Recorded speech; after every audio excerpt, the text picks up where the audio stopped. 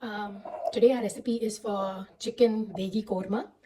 So the things that you need for that is chicken. I have washed it, soaked it in vinegar, water, and I've added some salt and turmeric to it, and I've set it aside.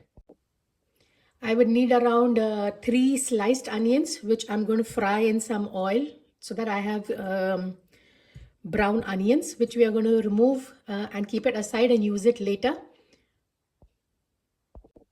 Along with that, I have some ginger garlic paste and brown onion paste. Very little onion, but mostly it's ginger garlic and coriander.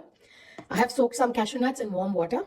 We need whole spices in 2 batches. I have a green cardamom, black cardamom, and some whole black peppers, which I'm going to add in the tadka.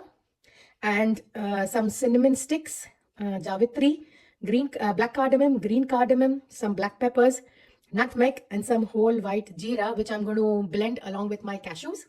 In masalas, I have all the normal masalas. I have haldi, I have some spicy red chili powder, I have some Kashmiri red chili powder for color. I have dhania jeera powder. This is a korma masala. You can use of any brand. This is kasuri methi. And one thing which I add optional is 1 tomato. I feel it just gives the gravy some body. And we have some yogurt. So now basically in the hot oil, we are going to fry the onions till they are golden brown. I normally add some salt so that the onions get brown faster.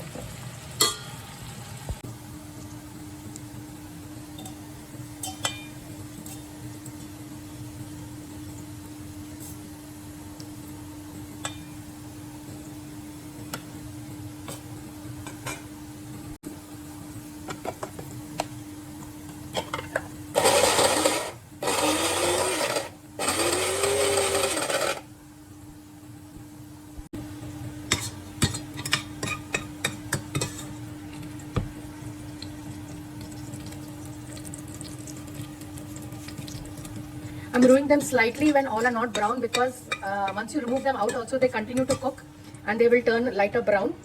So that is why we are removing them a little early, not waiting till they're completely brown.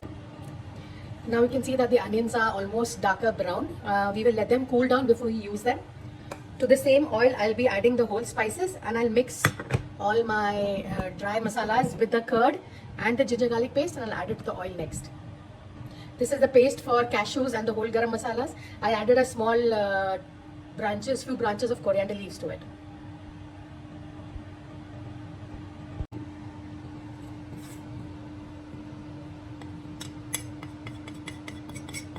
The reason for doing this is adding to the curd is so that the masalas don't burn even if your oil is very hot. We are first adding to the same oil the whole spices that have split in the middles, the green cardamom and the black cardamom. You'll mix this curd along with the ginger garlic paste and add that. First I will add the ginger garlic paste.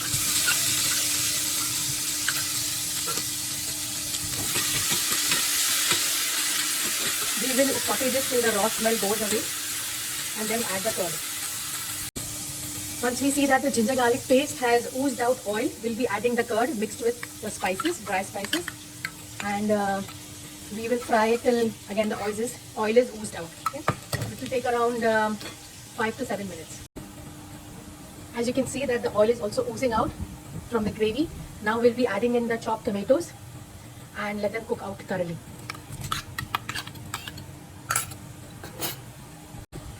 To fasten the process, I'm adding some salt so that the tomatoes cook faster.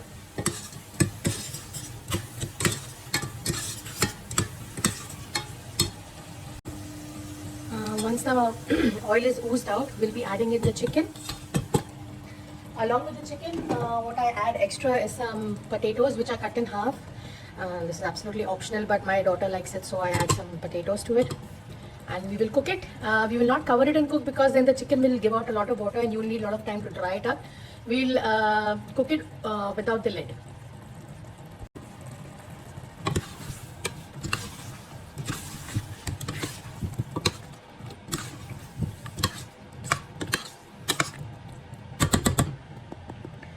Once the chicken is halfway done, we are going to add in the cashew paste.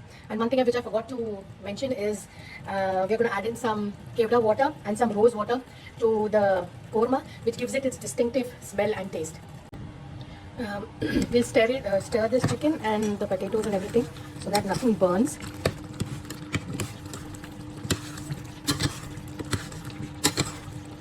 At this stage, I'm going to cover it and cook it more because since I have leg pieces, drumstick pieces, they take a little longer to cook.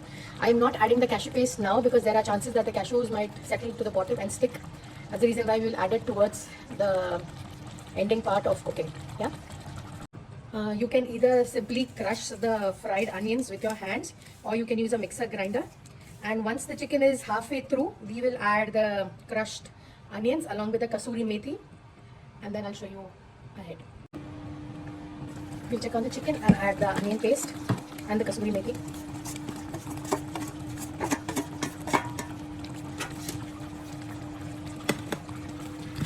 The kasuri methi will also help in oozing out the oil, and your gravy will have a nice curry once you add kasuri methi to it.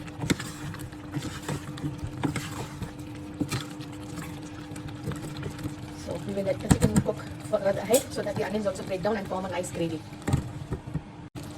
At this stage, I'm also adding the cashew paste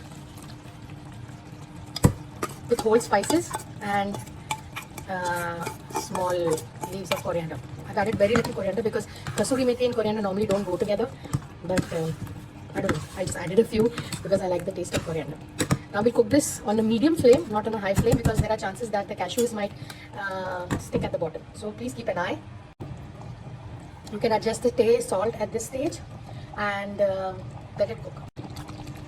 As it is cooking, I'm adding a few ginger julienne and a few green slip chilies. Since they are not very spicy, I'm adding 4 of them, but you can add it as per your taste. Once the chicken is almost done, I'm adding some water which is mixed with kevda essence and rose water. This is water is just doing that because I use the same bowl from ginger garlic paste. But you will need to adjust the consistency by adding some water because since you've added the cashew paste and potatoes, there are a lot of chances that the gravy will get thicker very early. So add water, let it cook down on a slow medium flame, and you can understand when it is cooked when the drumsticks start leaving the flesh. So almost there, but not completely done.